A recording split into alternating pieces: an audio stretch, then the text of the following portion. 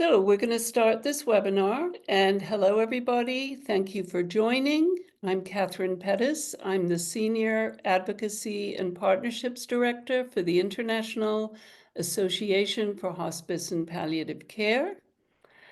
We are sponsoring this event today on the World Day of Peace with PAL-CHASE, which is Palliative Care in Humanitarian Aid Situations and Emergencies. The topic for World Day of Peace this year, 2024, selected by the United Nations, is Cultivating a Culture of Peace. And the World Day of Peace celebrates 20 years of a UN resolution. Oops, I shouldn't have done that. Celebrates 20 years of a UN resolution calling on societies to build cultures of peace, and this resolution defines a culture of peace as a set of values, attitudes, traditions, and modes of behavior and ways of life based on respect for life, ending of violence, and promotion and practice of nonviolence through education, dialogue, and cooperation. Best practice palliative care in countries of all income levels supports and embodies the life-respecting, nonviolence-promoting values of a culture of peace by adding life to days for those with serious health-related suffering. Today is IAHPC's second World Day of Peace webinar. We are hoping to start a new tradition because last year our panelists featured a Zambian Roman Catholic priest, an imam from Birmingham in the UK, and a chaplain from San Diego in the US. We're working our way through the world's religions so we can hear from all of them about how they relate palliative care to peace. And today we'll have Sikh, Hindu, Christian, and if we're lucky, some Buddhist takes on the topic. That was the flyer from last year. But before I let you go, I'm going to briefly introduce you to the IAHPC. The IAHPC is a global membership organization. We have more than 1,000 members in 133 countries, and we have 4 pillars of work: education, advocacy, research, and information dissemination. And in this map, if you go to the members section on our website, that's the web address, and you can get it through the QR code. You can see all the countries where we have members, and you can click on the red dot on your screen and see who's a member in your country. Please join us. You can join us. You can sign up for our free communications on the website. All that is on the main page. And please make sure that after the final blessing in this webinar, you fill out the survey, because there will be a survey. We ask you to rate this webinar. So now I'm going to hand you over to my friend and colleague, Dr. Dingle Spence, our esteemed moderator, who's joining us this morning, because she's in morning time, in Mexico City. She will introduce the panelists and the program. So Dingle, the floor is yours. Good morning, good afternoon, good evening. It's very early morning here. I'm actually traveling and I'm currently in Mexico City, but it is an absolute pleasure to be here with you all on the second International Day of Peace webinar with IAHPC. So I'll briefly introduce myself and then I'm going to introduce our panelists. So I'm Dr. Dingle Spence. I'm actually from Jamaica, despite the British accent. I always have to have that disclaimer. So I've lived and worked in Jamaica most of my life, and for 21 years, I ran a public sector oncology and palliative care unit, and have had the privilege of being able to introduce palliative care to both to Jamaica and to the Caribbean region. And it really has been part of my life's work and something that I continue to be involved in, and I'm very proud to have been able to do that. So enough about me. Let me introduce our other speakers, and then I'll tell you a little bit about the format of how the running is going to go today. So we're really privileged to have three wonderful people who've been working in palliative care for many, many years. So firstly, I'd like to introduce Mr. Avtar Singh Chima. Mr. Chima is a medical social worker and a palliative care counsellor, and he has degrees both a bachelor and a master's degree in social work. He currently lives in Chandigarh in India and is currently pursuing a PhD in social work. Mr. Chima founded Palliative Peace, which is an NGO committed to providing compassionate palliative care to destitute and poverty-stricken individuals in rural areas of the Punjab. He also founded the International Death Doula Foundation, which ensures the smooth transitioning of terminally ill people during end-of-life care and provides bereavement support to their families. Mr. Chima is currently a mentor in a joint initiative of the International Palliative Care Fellowship between St. Christopher's Hospice UK and the Institute of Palliative Medicine in India, and we're really blessed to have him with us today. The second person is Moira Lang, Dr. Moira Lang, who I've had the pleasure to meet and spend a little time with. Moira is a palliative care physician and is medical director of Care International Palliative Care Trust. She's a senior advisor at Makerere University Palliative Care Unit in Kampala, Uganda, and is a senior fellow at the University of Edinburgh Global Health Academy. She's also a fellow of the Royal Society of Edinburgh, and Moira has worked for over 30 years in 4 continents, including the UK, India, Africa, and the Arab world, to build capacity through leadership through integrated palliative care models, demonstrating values-based changes within curriculum delivery and mentorship. She has a passion for transformational palliative care with a focus on the most excluded and marginalized people, including those in humanitarian settings. And finally, last but not least, I'd like to introduce Dr. Abhijit Dam, who's by training an anesthesiologist and intensivist who transitioned into palliative medicine after training in Poland with the late Professor Luchak.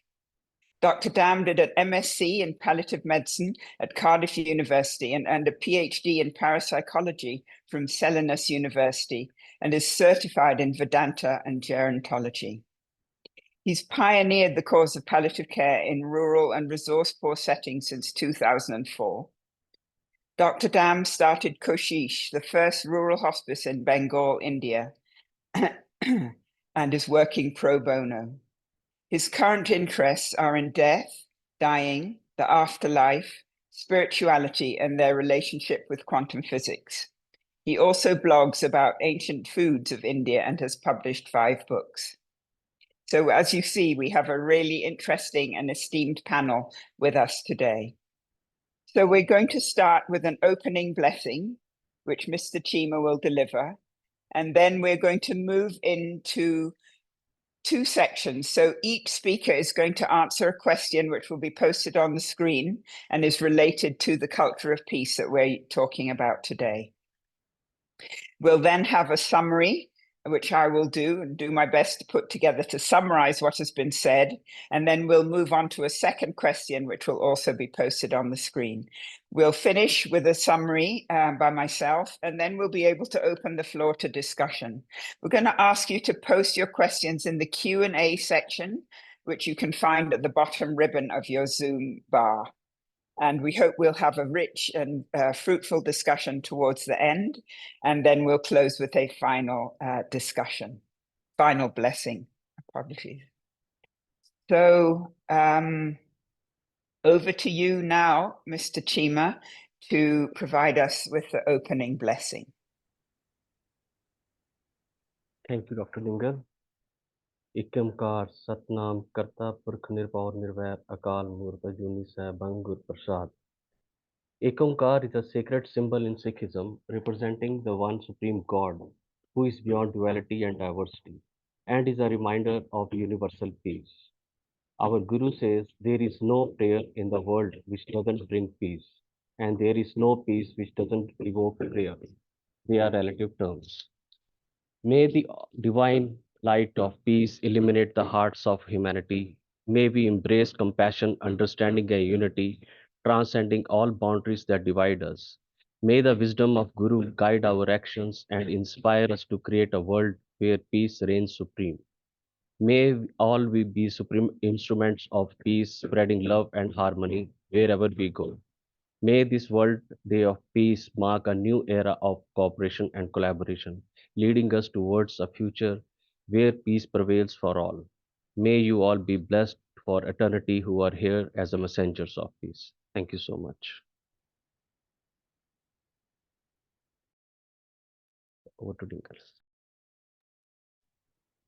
Thank you very much, Mr. Chima, for that beautiful blessing. So I'm going to ask you to put up the first question on the screen for us.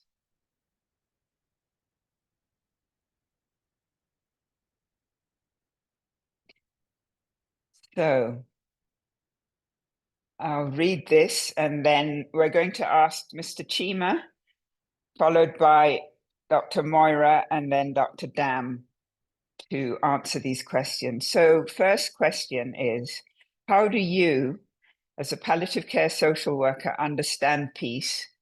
And how does your work contribute to a culture of peace in a family, community, hospice, or health system? And a follow-up question is, how is this tied to your faith or spiritual practice? So I know this is a two-part question. So starting with, how do you understand peace, and how does your work contribute to a culture of peace?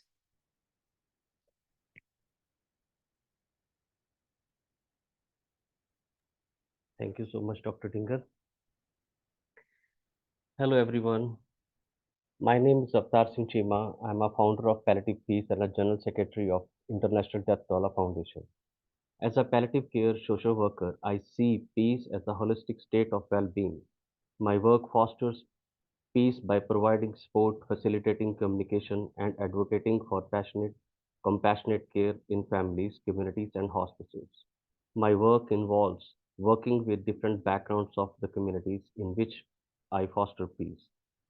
In families, I help families cope with challenges of serious illness and loss by providing emotional support. I help families communicate their needs and wishes, which can reduce conflict and promote understanding.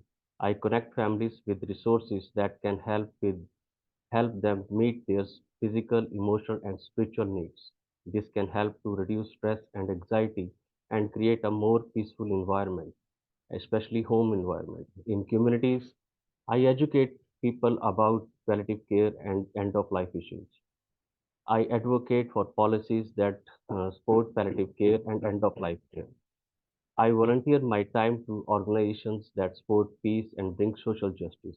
This helps us to create a more peaceful and compassionate community for everyone. Now, I would like to direct your attention towards how I am cultivating culture of peace in Punjab through compassionate care. Please bear with me. Let me share my slides.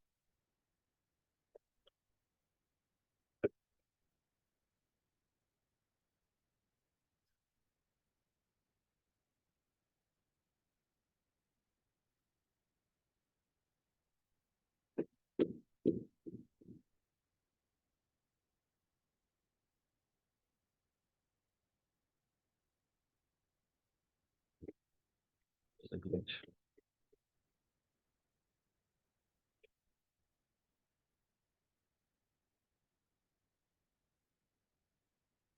It's an honor to stand before you today to speak about a subject that lies close to my heart and is essential to the well-being of our society, the culture of peace in Punjab. This land, steeped in history, traditions, and spirituality, has long been a beacon of resilience and unity. But the culture of peace is not merely a relic of our past. It is a living, breathing force that we must nurture and cultivate in our present. Punjab, with its vibrant fields and robust people, has always been known for its spirit of Sarbat da Bhala, which means welfare of all. Sarbat da Bhala is the final term in the Sikh prayer called Ardas.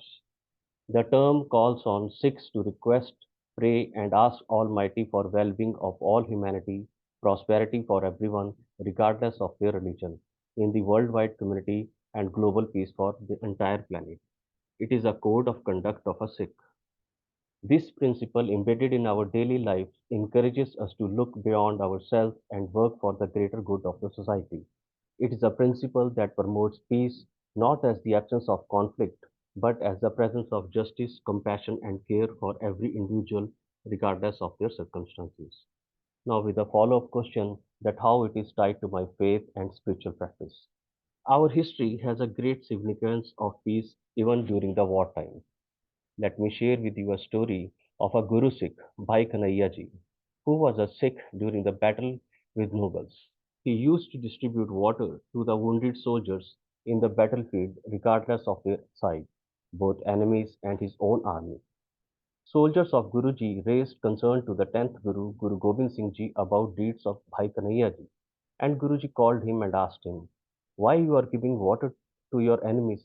You know that after drinking water, they stand on their feet and they fight against your own army."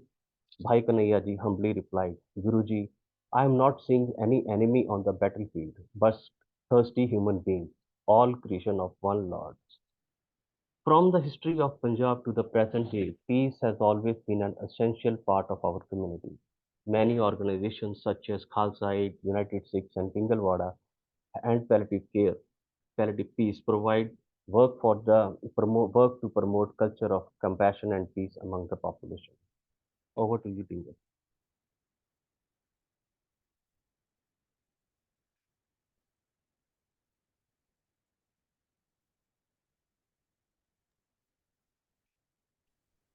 Okay, thank you very much, Mr. Chima, for that, helping us to understand how you work in a culture of peace in the Punjab. I'm going to now address the same question to Dr. Moira Leng. Moira is actually actively traveling and I believe recorded her answer for us this morning, but there she is live, I believe, on a plane. So, Mr. Chima, could you post the question again for us so we can ask Moira to respond?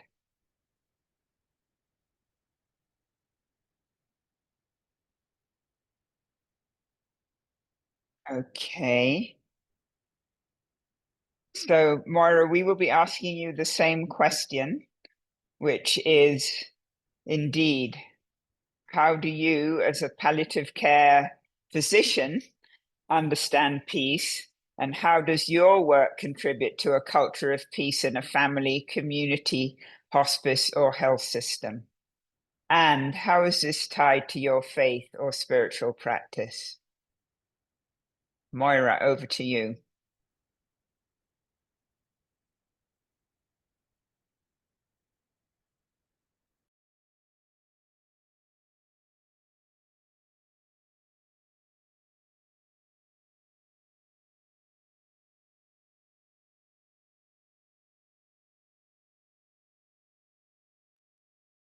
I'm I'll be wondering if we sharing have a her. little. I'll Oh, be sharing her video, please. Just a minute.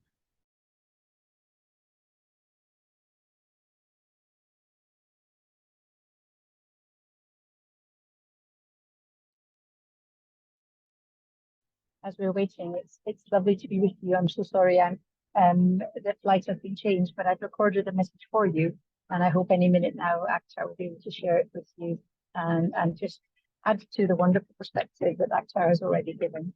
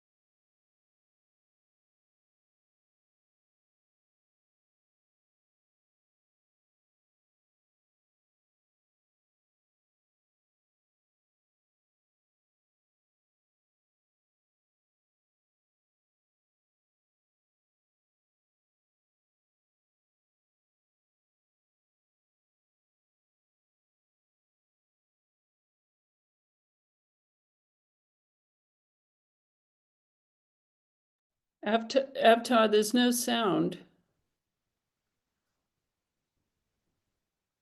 Can you put sound on?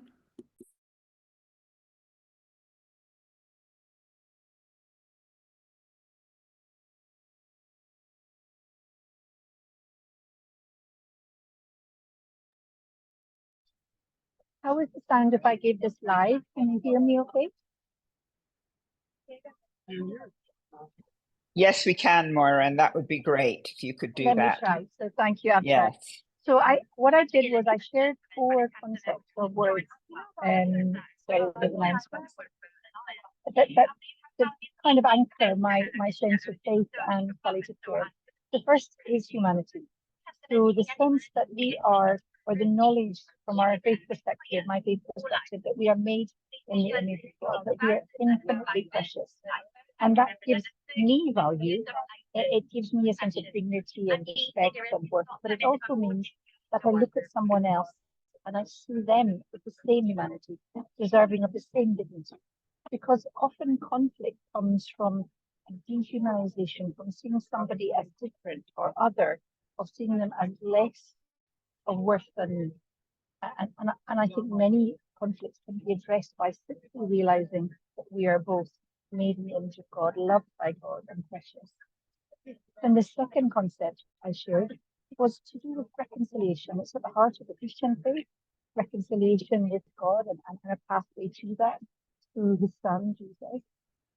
But that reconciliation brings a sense of forgiveness, a sense that wrongs can be righted, that healing can come, that forgiveness can come, and that comes with grace. It's not something I deserve, but something that's freely given. And if I believe that, then I can then take that to other people. I can say to others, you are, we can encourage people in that act of forgiveness. Very important in palliative care. People want to reconcile new relationships with one another. And I think that healing can actually also be about societies and communities and even nations and even our climate as we look at that, which is, again, these things underpin conflict. The third concept was that of presence or comfort. There's a verse in our scriptures which talk about God pouring his compassion into our lives so that we can then comfort others, the comfort we have received. Being present, non-abandonment, even in the valley of the shadow of death, even in moments of suffering or pain, these are precious, precious moments. And I think there is a twofold there that God says, I don't abandon you, but also that he gives us the amazing privilege of being his ambassadors and hands and feet to be with people, because we know that presence and listening, those are very valuable spiritual support tools and bring a deep inner peace and healing. And that brings me on to the last point, which is hope. So from that place of humanity, of reconciliation, and of non-abandonment comes hope. Hope that is beyond the circumstance, or even within the circumstance, will bring meaning and purpose, a sense that tomorrow will bring joy. Those joys may be different, they may change. And Desmond Tutu has said, I'm not an optimist, I'm a prisoner of hope. And sometimes, I discuss this with some of my colleagues in the middle of conflicts at the moment, and we say that hope has to be stubborn, holding on to it, even when everything around you might seem that it's not going to be real.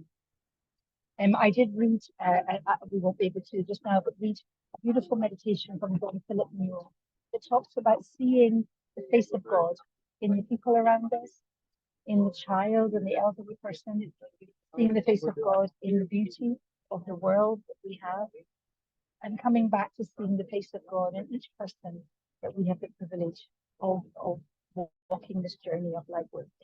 Thank you very much.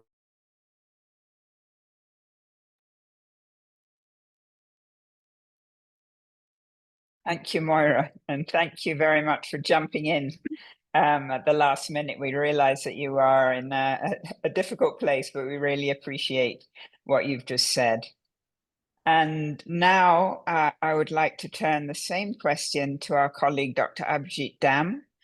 I'm happy to read it again, or if you're happy to go ahead, Doc.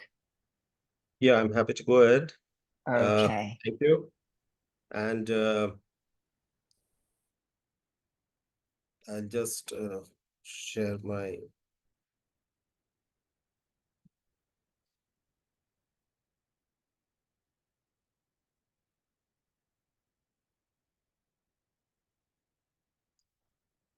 Can you see the screen? Am I visible on the screen? Yes, No? sir. Yes, sir. Yes, we can. We can see your Are my slides. slides visible? Yes, they are. Okay, great.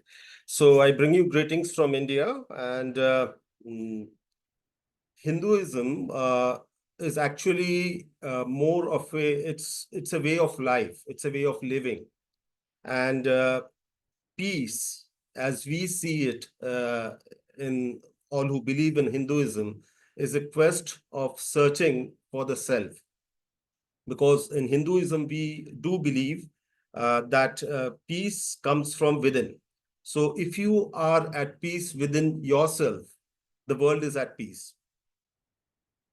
Practicing palliative care, primarily in India, is very difficult. It's a challenge, like the snail trying its best to climb over the step. So suffering is something which binds us all. All the people in the world have suffered. All of us have undergone suffering. So that's a commonality which binds us all.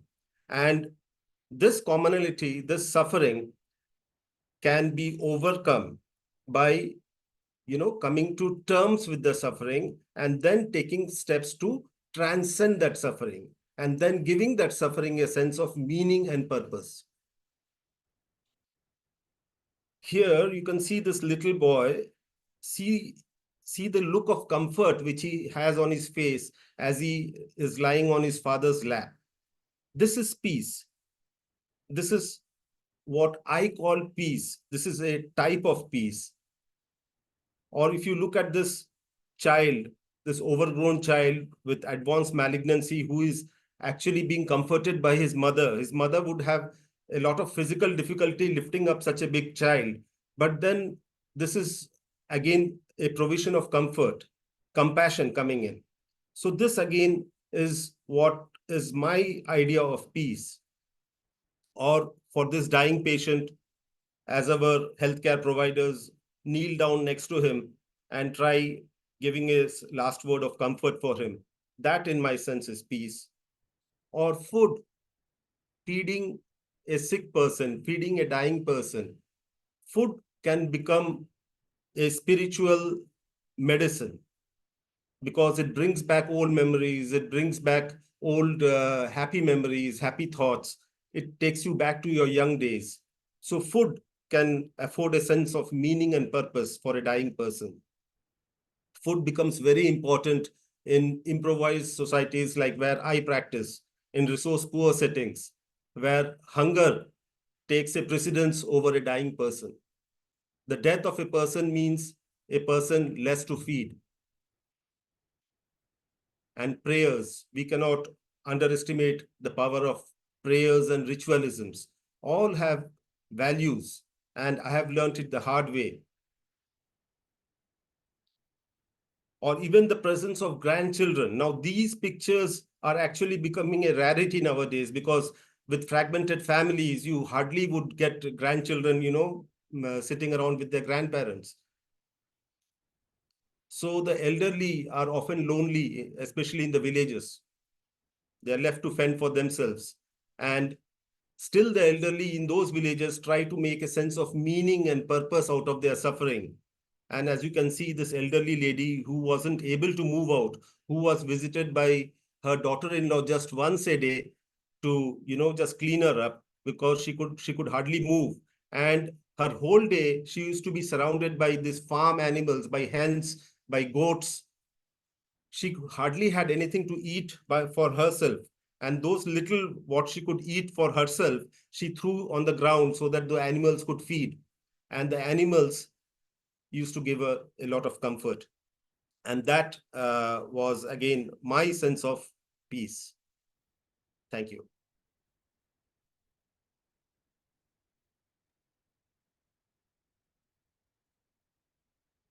Thank you, Dr. Dam, and thank you for sharing those very helpful pictures. It really gives us a sense of the space that you're working in. And I know that Mr. Chima is also working, and Dr. Leng, those very similar resource poor settings. So, you know, it may seem, how is it possible for us to actually bring peace into such difficult settings and circumstances? So I'm just going to try and summarize what I've gathered from our three speakers here. And one of the words that everybody has mentioned is compassion. And so we start with Mr. Chima speaking about peace being a holistic state of well-being. And that links to me directly to what Dr. Dam said about peace comes from within. And as a Buddhist practitioner, I would never say a Buddhist, but a Buddhist practitioner, there's a similar compassion, loving kindness that we need to cultivate in ourselves before we can really be that instrument in the world. Dr. Leng spoke about the Christian view of humanity, that we are all made in the image of God and that we see ourselves in others. And without that, we end up where we are in the world with the wars that are going on and the terrible conflicts because we dehumanize others. So the real deep importance of being able to recognize the humanity in others and to be able to find forgiveness and reconciliation. And I think that's really important, as was mentioned, towards the end of life, that ability, that need to release and to reconcile so that we can transition in peace. Really important. In my own work, I saw that as being able to have forgiveness, forgive others, forgive oneself, very importantly, is a very important part of coming to peace. One of the things that stood out for me is the principle of non-abandonment that I think one of the early founders of palliative care in the Western world, certainly Dame Cicely Saunders, spoke about. Yes, we can't fix it, we can't stop you from dying, but we can be with you. We promise we will not abandon you. And then I think in that non-abandonment comes hope. In Jamaica, people have hope because we're a very Christian country and people know where they're going and what hope has to shift. And as we know, those of us who work in the palliative care space know that we have to shift what we hope for as time goes on. And so that we may shift from the hope for cure to the hope for having a peaceful end, a comfortable transition. And then the importance of whatever is culturally appropriate. So the importance of prayer, whether it's Christian prayer, Hindu prayer, the Sikh prayers, all very, very important that we are able to feel comfortable in using what we are familiar with towards the end of life to generate that culture of peace. And I think just also remembering what Mr. Chima said about, you know, finding out what families need. If we don't know what you need, we can't help you. And that leaves you in a state of distress, of not being able to be heard and not being able to express wishes. So what do you need as an individual and as a family? And how do we connect you to those resources? And as again, we will know that in palliative care, we work as a team. So, you know, I'm not a social worker, I'm not a spiritual advisor, so I can call upon those people who do have those skill sets to bring those to the table in a compassionate and kind way. So just to really finish, so we can move on to the next question, I think that the things that stand out for me are compassion, hope, finding joy, and relief of suffering. And in that relief of suffering, we can also find peace. I see Catherine has come on, so I'm going to hand over to her now. Oh, just 1 second housekeeping. I enabled the chat and I apologize to people who found it was disabled. I'm working on a new system, but I think now it should be good. And it would be great if everybody could introduce yourselves in the chat, and so we know where everybody's from. And then if you have questions, and I see there's a couple of questions already in the Q&A, put your questions in the Q&A and we will attempt to answer them live. Hopefully there will be time for discussion at the end. So I'm going to take myself off. Sorry for that unplanned. That's fine. Thank you, Catherine. We really would love to hear where everybody is from. I think we have about 137 people here with us, and so please do drop your name and where you're from in the chat. So we are keeping very good time. But I think now we could move over to our second question, and I'm going to ask Mr. Chima if he could post that on the screen.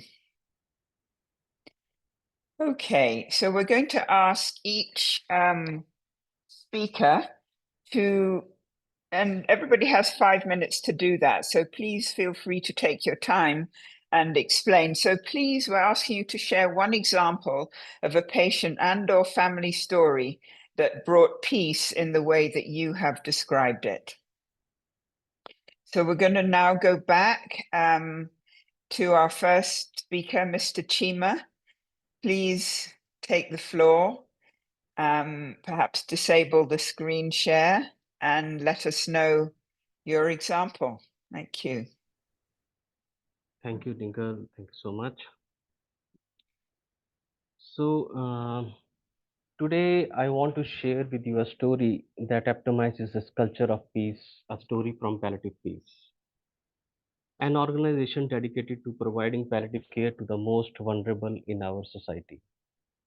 This is the story of Inderjeet, a 42-year-old daily wage worker.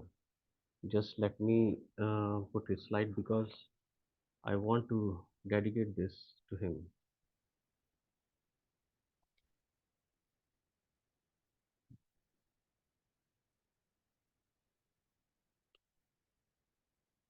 He was diagnosed with terminal buccal mucosa cancer.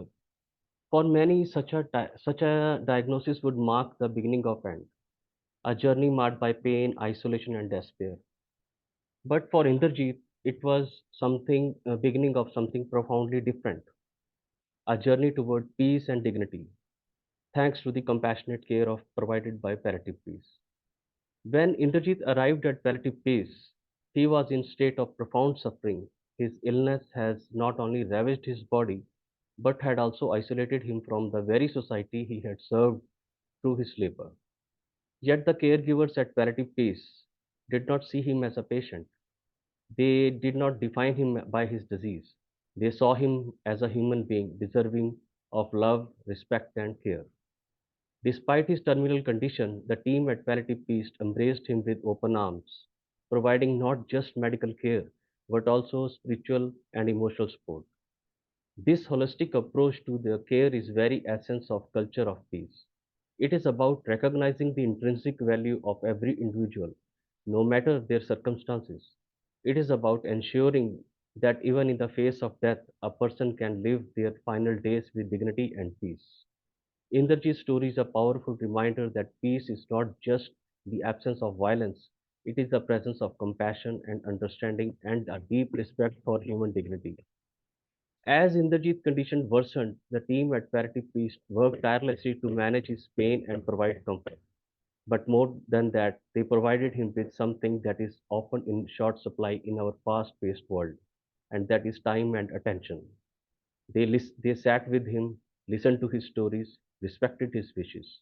They ensured that his last rites were performed according to his religious beliefs, a final act of respect that honored his journey in life. Punjab has always been a land of great spirit and heart. Our fields are green with harvest, and our people are strong with the will to work for the common good. But we must remember that our true strength lies not just in our physical abilities, but in our capacity for empathy, compassion, and care. It lies in our ability to create spaces for peace and healing, even in the most challenging circumstances. As we reflect on the Inderjeet story of Inderjeet, the work of palliative peace, let us commit ourselves to nurturing this culture of peace in our own lives. Let us remember that every act of kindness, every moment of understanding contributes to a larger tapestry of peace in our communities. Let us work together to ensure that peace is not just a word we speak, but a reality we live every day. In closing, I would like to express my deepest gratitude to the team of Palliative Peace and to all around the globe who work tirelessly to bring comfort and dignity to those in need. Your work is not just about alleviating suffering, it is about building a more compassionate and peaceful society for all. Let us carry forward the spirit of Sabadda Bhala in everything we do, and let us strive to build a world where peace is not just the absence of conflict, but the presence of care, compassion, and community. Thank you for this great opportunity to be with you all. Thank you so much. Over to you, Dingan. Thank you, Avtar. That was a beautiful story. And I really felt the presence of recognition of humanity in that story. Thank you so much. Okay, so now we're going to turn to Moira, Dr. Moira Leng. I'm not sure if she's going to be able to do this live. So I'm hoping one way or another we'll be able to hear from her either through the recording or her live voice. So I'm going to hand over to that to hear Moira's personal experience. Yeah, I'm going to again try to do this. Just a minute.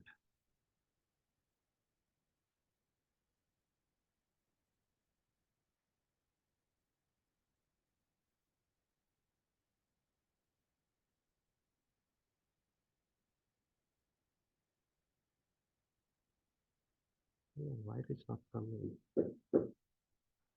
I'm so sorry.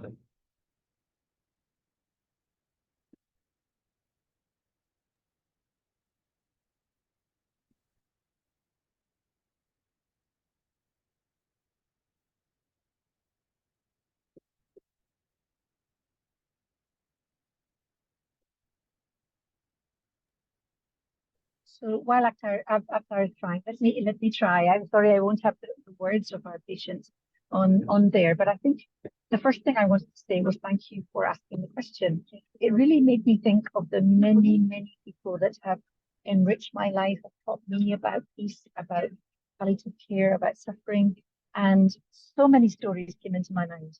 There's a phrase called Ubuntu in Africa, which says, I am because we are. And for me, I would add, because God is. So I'm sorry if you can't hear the recording I made, but let me try and share a bit. I wanted to share with you the story of Simon. He was a young man with a really quite disfiguring, unpleasant facial tumor. It had recurred and was growing fast. He was in Uganda, in the National Hospital. He couldn't afford the surgery, and he felt so disfigured he couldn't bear to let his young son see him. And his words at that point was, my world was full of pain and it had no meaning. The team got to know him. We were meeting him, chatting with him, working to arrange some surgery, get some funding. He particularly spent time, and in the photograph, which I can't show you, was the volunteer team to go and offer spiritual and psychological and social support. And in that journey, he one day said to me, I have a question for you. He asked me especially. And the question was, I think you're a Christian, I'm a Christian. Why does God allow suffering? One of the toughest questions that we can be asked. And of course, in palliative care, we hold that space. So, I reflected with him that this was an important question to tell me more.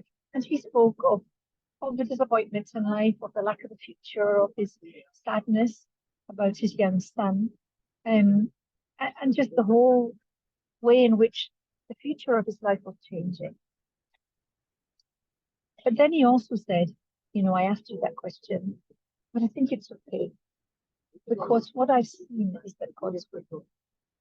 And then he said, you know, when these people came, they talked to me, they listened to me, they encouraged me, they gave me medications for my pain, they helped organize my treatment. Life wasn't like it was before. And in those words, he summarized palliative care, where we do have to attend to the physical symptoms, because otherwise, how can people have those conversations when they're consumed by pain? But he also talked about that sense of encouragement, of just being, of people that would listen to him, that presence again. And as we talked, he said to me, it's okay. I don't know we'll know this answer to this question this side of heaven. But what I do know is that God is with me, and that God will be with me, whatever lies ahead. And then he said, it's because of the team and what they have done for me that I have remembered that God is with all of us, whatever our circumstances and whatever our pain. And that to me was incredibly profound. It was in the holistic care that he himself found that sense of peace. And he did have his son to stay with him post surgery. He did go home. We had time together. And those last few weeks and months, which were very short, were times of great joy and peace. And I think in that story, it wasn't just about us giving, but us receiving and learning together what it means to face these difficult times with joy and with peace. And I also want to share some words. These are words that were ones we ended the day with most days, and when I was teaching in Gaza last year. And my teams there have been reminding me of this in the midst of such difficult times. And it's actually words of a young singer from Egypt. And he says this, Hamdan Amira is his name. He says this: a human being inside you, a human being who has a dream and an aim inside his heart and in the depths of his eyes. He carries hope and sunrise and light. A human being who loves and never hates. A human being who has hope for a better tomorrow. This is what I've learned from students, colleagues, from patients the world over, and this is what's important. And in that humanity, we see the love of God.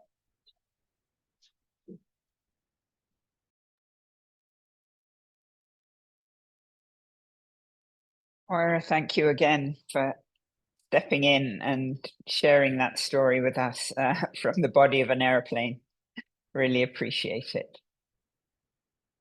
Okay, so I think now we will hear from Dr. Dam and his individual experience with the patient then or family.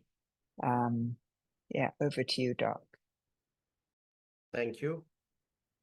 And I'll go back to sharing my screen. Okay, so taking us back to where I last stopped from this lovely little boat.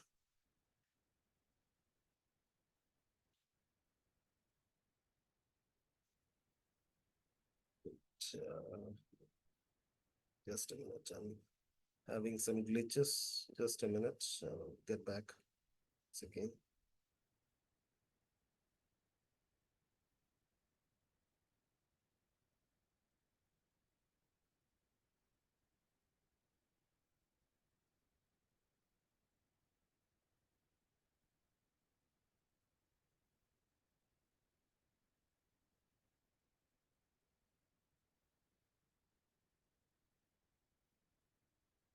Okay, so there we go. Okay, so now I'll share the story of this lady who was suffering from terminal malignancy. She lived in a little village at the foothills of a large hill, which had a religious significance. You know, those hills are called the Ayodhya Hills. And this lady, she preferred to lie on this charpoi. This cot is actually called a charpoi because, and she preferred to lie in the courtyard of her little hut because that way she could watch her grandchild. You can see the grandchild sitting on the ground.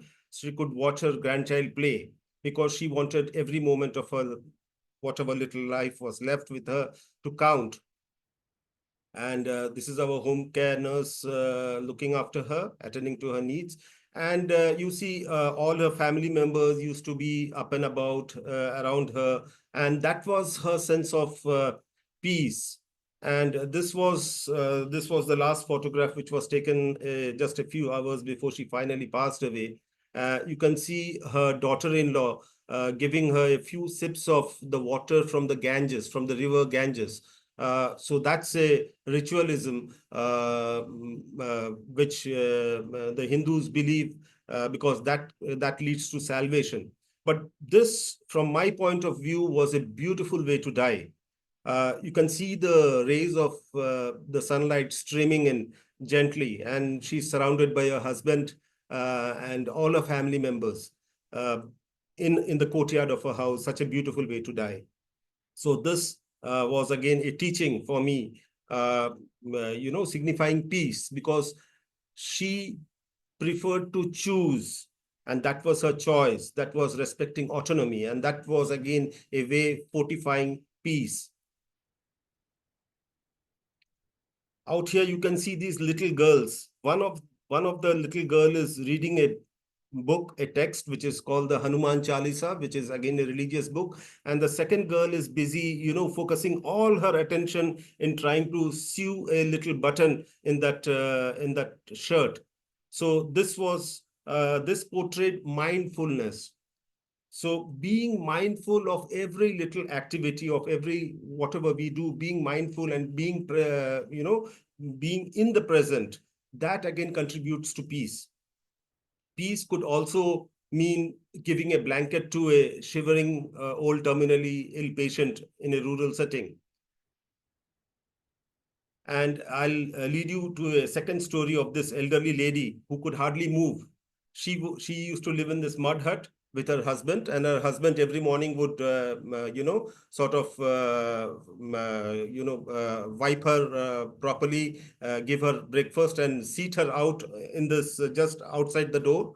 And he would go away to the farming, and he would come back in the evening. If you see that, notice that bucket of water. So he used to keep it within the reach of her so that she could have a sip of water once a while, because she couldn't move otherwise. And we used to keep doing home visits to her.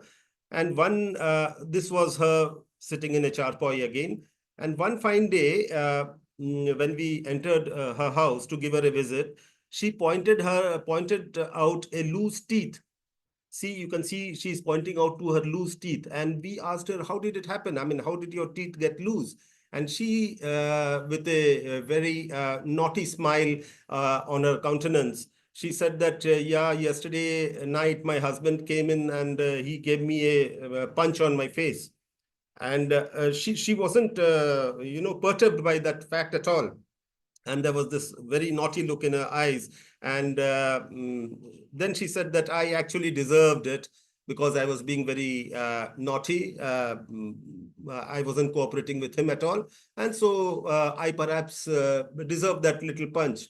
So acceptance is also a fosterer of peace again, accepting whatever situations you are in. And then, of course, trying to overcome those challenges in your own way, in your own little way. Peace could be found in animals and wildlife as well. Or you could, like this elderly gentleman who was a volunteer in our hospice, he chose to spend a day of holiday, which is called the Day of Holi, where you play with colors in our country. He chose to spend that day sitting with this terminally ill patient, feeding him biscuits. So that was a choice he made voluntarily, being present in that moment, being mindful again. A choice. You always have a choice. And that choice should be for your own self, because peace comes from within. Or you can, for us, peace could also mean gifting a small sari for this elderly lady who was attending our rural camp for the rural elderly. So she had to undertake such a lot of trouble coming in from almost those bunch of trees way back out there, coming down to our camp just for a sari. And that would also signify a sense of contentment, a sense of fulfillment, because the whole idea of getting a sari made her physical pain, her physical trouble, had actually slid into oblivion at that point of time. Peace could also mean a gentle foot massage for a terminally ill patient, because the power of touch transfers a lot of compassion, transfers a lot of positivity and energy to the person. Peace could also mean all these little smiles which you see out here. Thank you.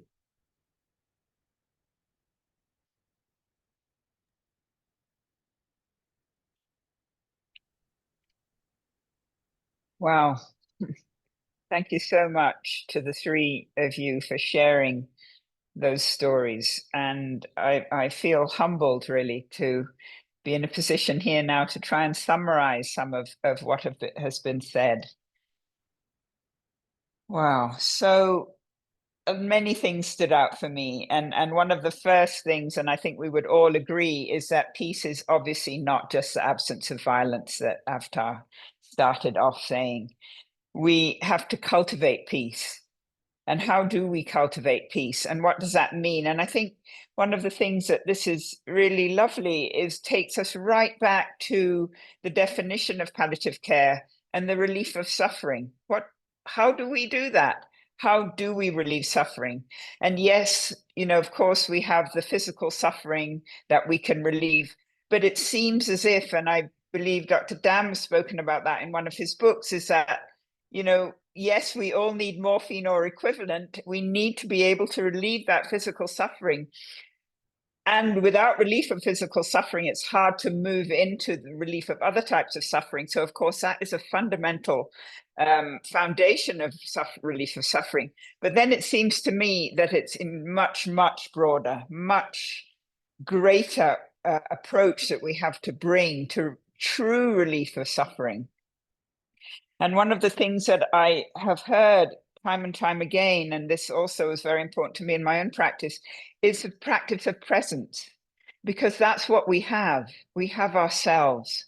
And if we can truly be present, like that gentleman we saw in one of those last slides, being present on a holy day when many people are out having fun and painting themselves in colors in India, being present to that person. And being present also means being mindful. It's not just sitting there like, oh, I'm physically here, but I'm not actually present. So being present actually brings the skills of mindfulness, which we've heard about, and also of compassion and kindness, and being able back to recognizing the humanity in others.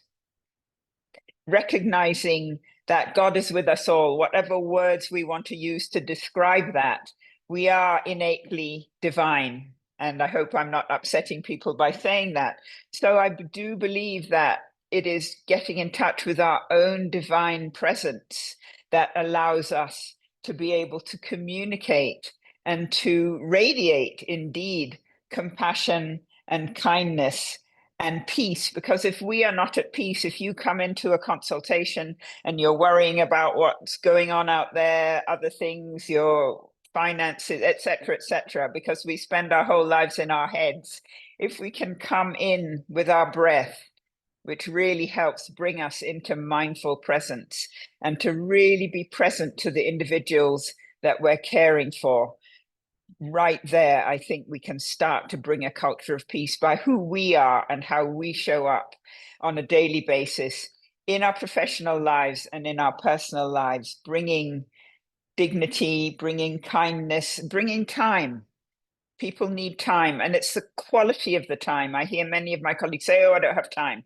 We have time. It might be 2 minutes, but you can bring your kind, compassionate presence in that 2 minutes to help relieve the suffering of those that we're sitting with. And I think I'm going to stop there. I hope that's been helpful. And again, I really thank our speakers who we hope to hear from some more. And I'm going to now ask everybody to turn their cameras on if possible. I know Moira may not be able to do that. And I do just want to go ahead, Catherine. Moira asked me to stand in for her because she has taken off. So if that's okay with you, she asked me to be a Christian in her stead. That's perfect. And just before we do go to the Q&A, I just want to say how fantastic it is that we have people from all over the world. Thank you so much for just identifying where you're from. I'm blown away by the diversity and the geography that we have represented here.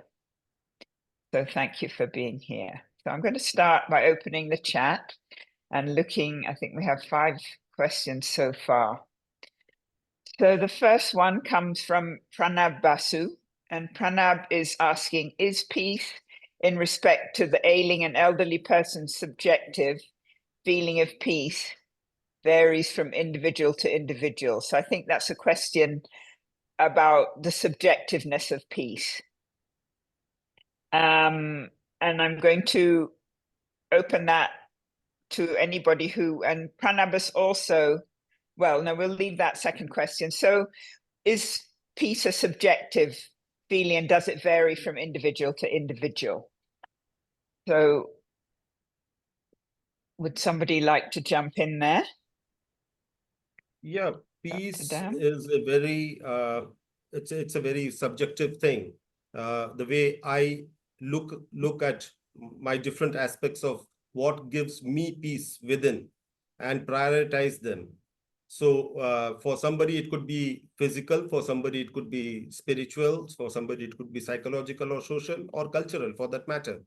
So, but every single cog in the wheel does matter, because if one spoke is broken, then the wheel becomes unstable.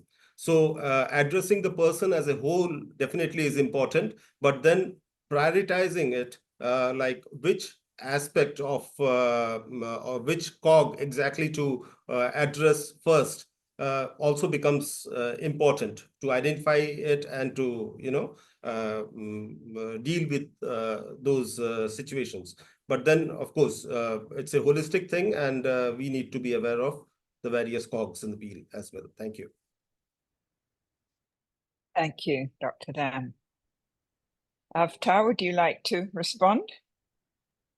Yeah, like Dr. Dham has said that it varies from individual to individual. The thing is that how we perceive our situation, how we see uh, how we see our issues, how we see our problems, how we try to indulge ourselves, our state of mind.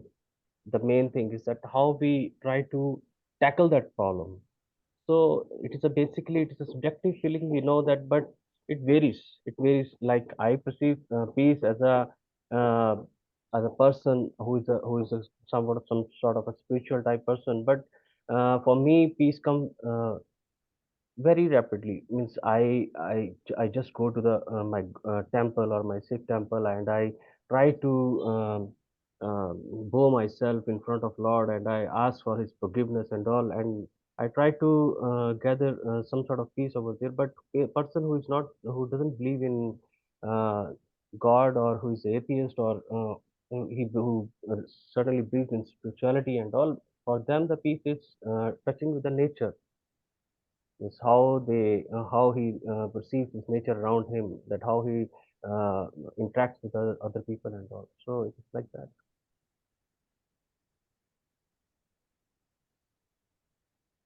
Thank you, Avtar.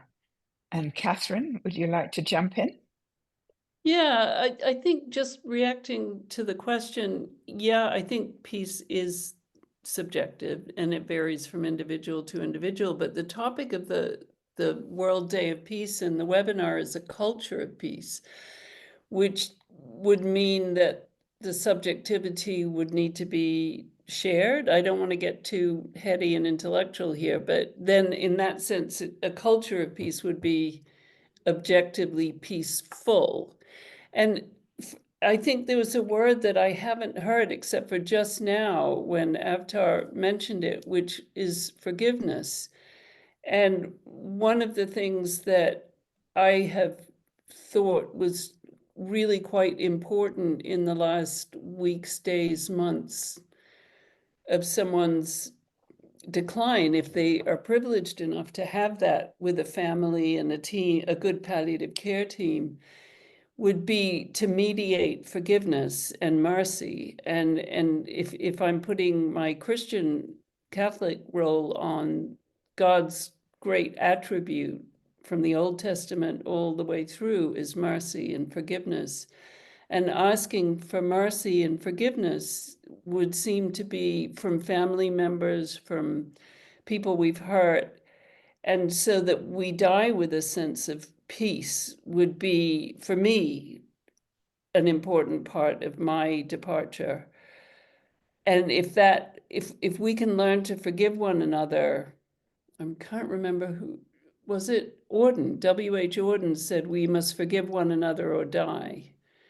And I would maybe modify that. I think he modified that at the end of his life, the famous British mystic poet. And he said, we must forgive one another and die.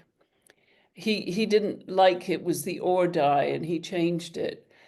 But if we can't forgive one another before we die, then we're going to leave a atmosphere and energy in a social sense of conflict and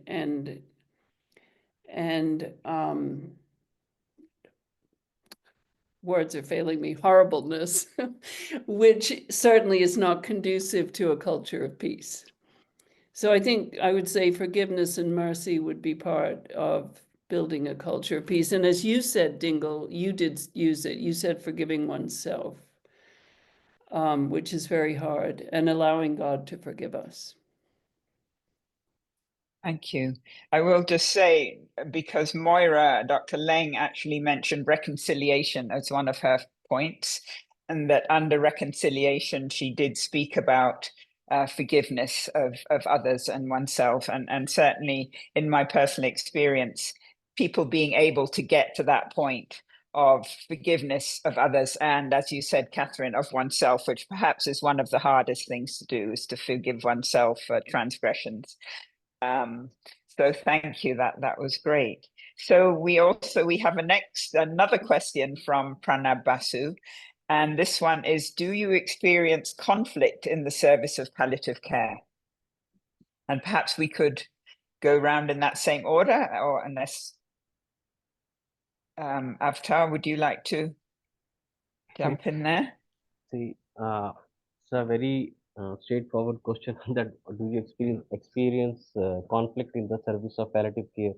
Means if he's talking about hierarchies, or if he's talking about multidisciplinary team not interacting with each other, or if he's talking about persons not cooperating with each other, of course, it varies. It varies with you can say according to your own like your own status, your own hospitals, your own settings where you are working at all. So there is a certain conflict in service of palliative care. There is no doubt in that. Always there is a certain conflict of interest. There is certain people who are not uh, uh, allowing other people like other multidisciplinary peoples to come up, and certainly there is a conflict between the physicians also, because they are not referring the patients to the palliative care departments and all. And in palliative care also there is certain amount of conflict, and for it will be better answered by Dr. Dham, because he's a physician in that respect. So I'll ask him to answer this question, sir. Yeah, thank you, Chima. And I personally do believe that the main cause of conflict stems from expectations. So the moment we begin to have expectations, and these expectations can result from a false sense of hope or miscommunication. All these factors often end up in a lot of conflict, be that amongst the team members, or more commonly between the patient and their relatives.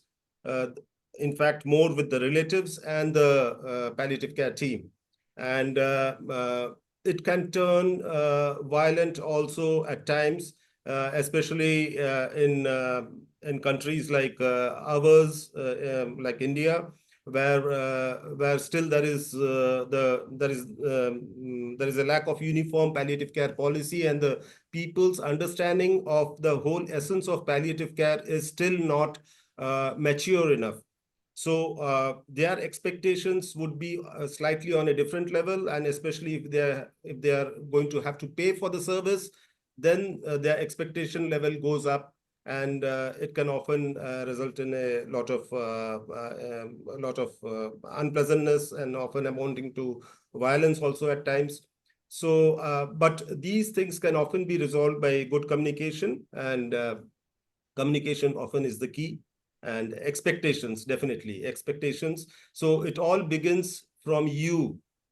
It begins from you. Peace begins from you within, because you are the creator of this universe. It's you. And in the Upanishads, this is called Tat Tvam Asi, for thou art that. It is all because of you. And in fact, quantum physics also sort of acknowledges this view. Albert Einstein, while he was in Princeton, he actually mocked his co-physicist, like Niels Bohr.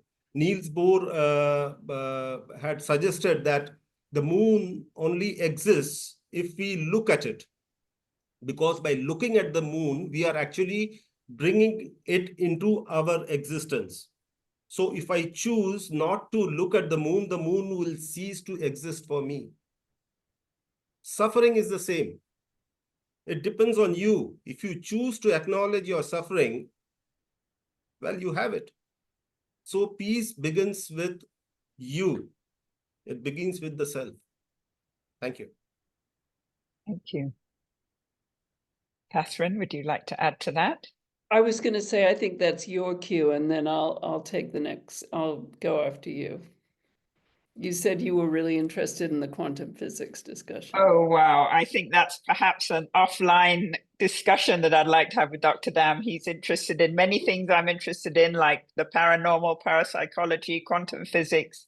But I do just want to, it's hard to monitor everything, but Scott Murray has put something in the chat, and I just want to say, maybe the first fruit of palliative care is peace. And I love that. I think that's a beautiful quote. Scott, we're probably going to use that one with your permission, but I think that's beautiful. So I'm going to... You want me to talk then? Sure, yes, please.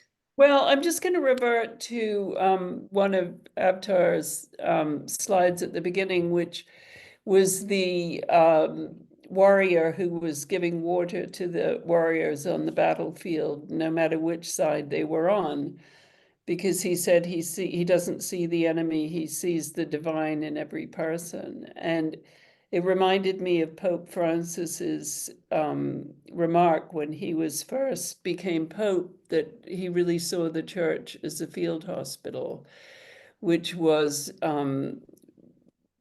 triaging people who were deeply wounded. And in that way, I think it really aligns in many ways with palliative care. And I think Dr. Dam is absolutely right about that it begins with us. And that seems to be a through line of the whole discussion, that it has to begin with us. And then as a Catholic, again, I would say that Jesus, in terms of conflict, was living at an incredibly brutal, horrible time of the Roman occupation of what's now Palestine, Israel, the Holy Land, and suffered the most incredible torture. And again, back to forgiveness, was able to forgive and die in peace and bring that peace later. I mean, the word shalom to his disciples, even the ones who ran away and betrayed him, because he had absorbed all that evil into himself and all that conflict and hatred into himself, which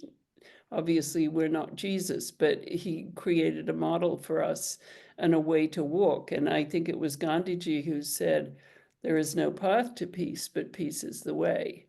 And I agree with Scott. I mean, palliative care is the prototypical way to peace. as a practice. And as you all know, I'm not a medical doctor, I'm a PhD doctor, but to me, I see it as fractals. So let's get into fractals and quantum physics again.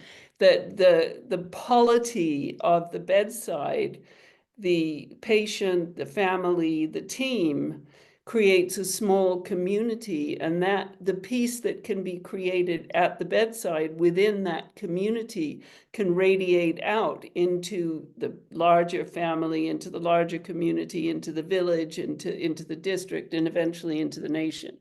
And I believe that that kind of fractal peace building is possible, and that's how we will build a culture of peace, which is why I really wanted to do this webinar.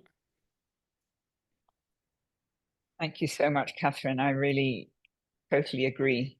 You know, peace begins with us, and then peace begins with me, peace begins with you. And as we develop that culture in the spaces in which we work and in our personal lives, it can radiate out, and we just need a whole lot more of it right now. Okay, so I'm moving on. We have 2 more questions, I think, and just being mindful of time. Oh, 3 more. So, okay. So Preeti HM says, peace and spirituality in palliative care. Can you explain in short?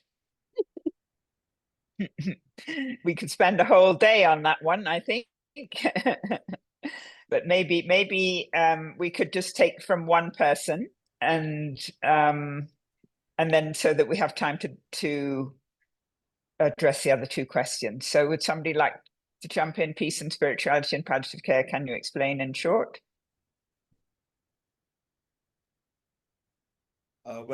Peace, I believe we have just talked about a lot. Spirituality, what I make sense of spirituality is anything which gives me a sense of meaning and purpose in whatever I do in my life. So for me, spirituality is anything that would give me a sense of meaning and purpose in my life. That is my spirituality, right? Which would make me feel whole, complete. That is my spirituality. I mean, we have already discussed the aspect of peace, and here is spirituality now. And the third was palliative care. So the palliative care has a whole big definition out there. So I believe this is my take on it. Thank you. Avtar, would you like to say something here? Yeah. See, peace and spirituality, I think they are both, they go along side to side, because in peace, we can say the state of tranquility or well-being that we can, in which we can encompass physical, emotional, spiritual dimensions and all. But in spirituality, like Dr. Ram has said, a person, when person feels as a whole, means he needs, he does whatever he wants, whatever he wants to address, if he want to address his emotional, existential and transcendental needs, and he gets answers from the surroundings and all, and he's at full peaceful state of mind. That I can say that is a spirituality. Like Dr. Dham has said, it's a whole set. It means you are satisfied with your life, you are a spiritual person.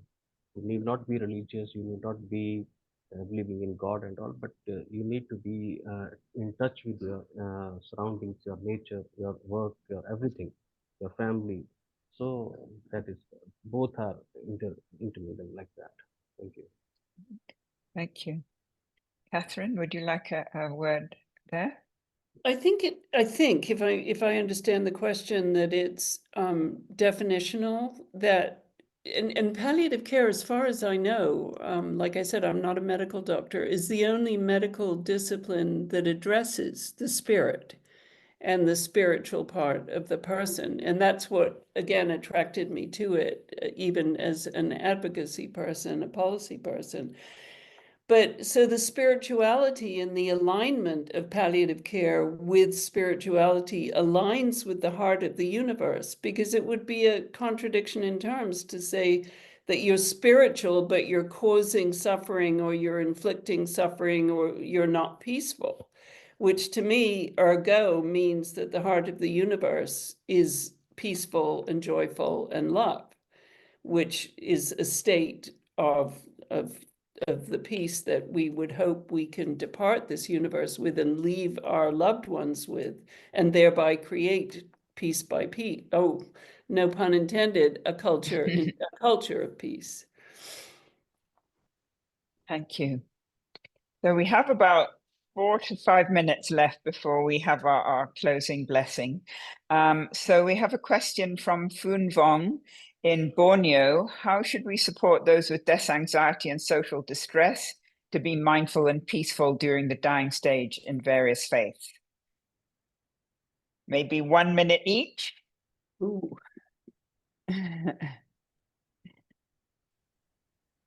Well, that's a pretty heavy question. Death and dying requires preparation. You have to prepare, you have to invest in your last days of life, because you have to be at peace. You have to learn the art of letting go. You have to learn the art of coming to terms with your suffering.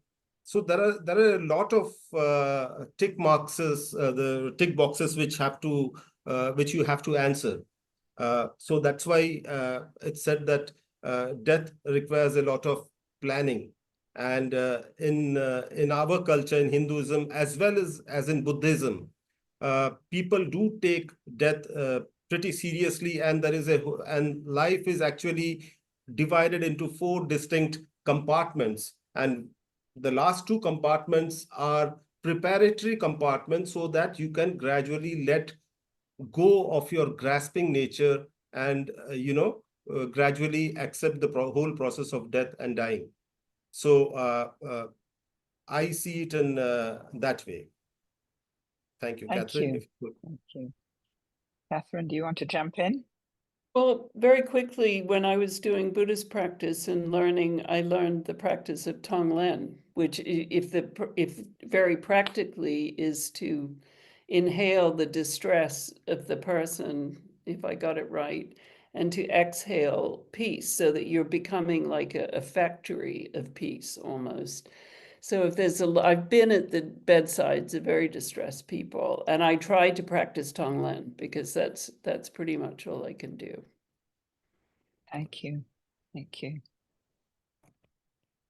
Avtar, do you want to say something in the last 2 minutes? Yeah, like death anxiety and social distress, the main factors that when death anxiety comes or a social distress, I'll focus on death anxiety when it comes to a person, when person is dying. The only thing he lacks is acceptance. He doesn't accept that he's going to die. He doesn't accept that he's going to leave this world.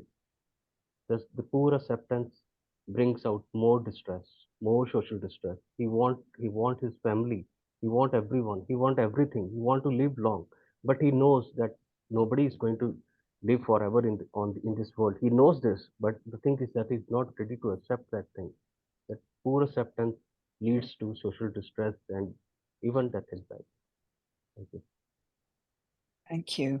And that just touches on the last question that we can't really answer from Dr. Bandara Kaur, who's a fellow Jamaican. Nice to have you on, about acceptance. So I'm going to just thank everybody for a really excellent hour and a half discussing this interesting topic. I'm going to have to jump off myself in 1 minute. And so I'm going to hand over to Catherine and to Dr. Dam, who is going to do the closing blessing for us. And thank you so much to everybody from around the world for joining us this morning. It's been wonderful this morning, this evening, tonight. And look forward to another one next year. So I'm going to leave you now and have a good rest of evening. Bye-bye. Thank you, Dingle, and have a wonderful day in Mexico City. And Thank what you. I'd like to ask everyone to do after the final blessing, there should be a survey that pops up. If it doesn't, I don't know what to say, but if there is a survey, please fill it out because Avtar is going to give us the final blessing. And Dingle, thank you again for a wonderful job moderating.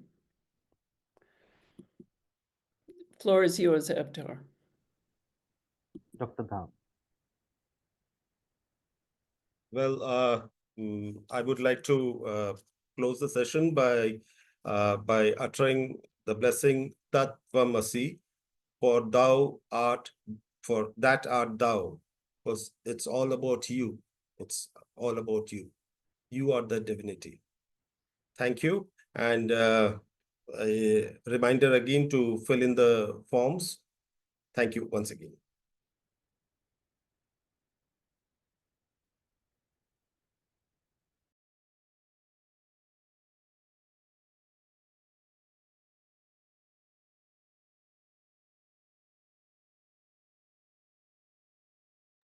No survey coming up?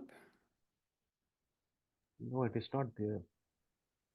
Well, maybe because we're panelists. It's supposed to come up for the participants. Oh, well.